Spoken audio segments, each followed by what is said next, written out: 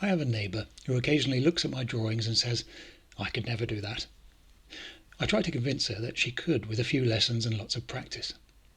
No, it's just a talent. This suggests that you're born with it, or that it's God-given. This really bugs me because I know that even though I can be pretty lazy, I know how much time I've spent trying to improve my drawing, and at times how difficult it's been. Saying you have a talent suggests it comes easily. I try to compare it to playing a musical instrument or being a sports person. Nobody's born being able to play a violin. Or what about running a marathon? It takes lots of regular practice. I was never the person in the class who was the best at drawing. That was Andrew. He could seemingly draw any character at any angle, while my imagination seemed to limit me to side views. I did like drawing, particularly technical drawing, and I spent a lot of time poring over drawings in books and magazines. Neither of my parents are artists, but we had a lot of nice books at home, and we'd go to the library regularly. I'd also go to a lot of museums and visit interesting places on our camping holidays, which I think probably helped grow my creative brain. When it comes to drawing, influences that really stand out are the Asterix books, Bob Freeman's illustrations in Supercar Classics, and my dad's friend Pete, who could do really nice technical illustrations and used to lend me the Draw book, another favourite. When I was 15 or 16, we had to do portraits for art homework. I was rather proud of my carefully shaded effort, and was also feeling quite smug as I was one of the few in the class who'd actually done the assignment.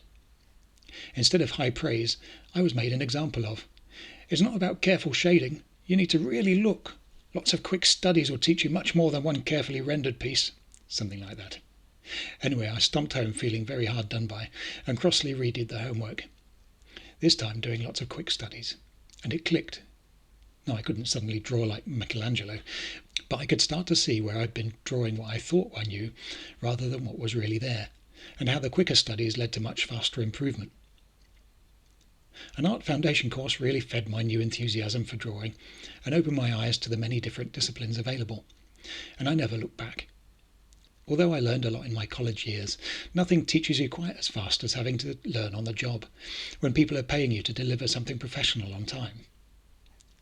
Working in an amazing creative environment like Aardman, where everyone is seemingly at the top of their field, really forces you to up your game, and also makes you painfully aware of how much you still have to learn. I now have over 30 years' experience of being an artist of one sort or another. I can see how I've improved, but I can also see huge areas of which I know very little.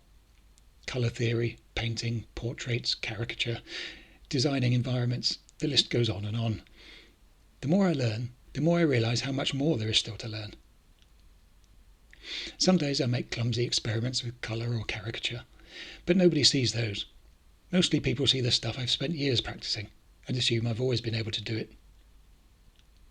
Do let me know your own experience, especially if you could draw like an old master the first time you held a crayon.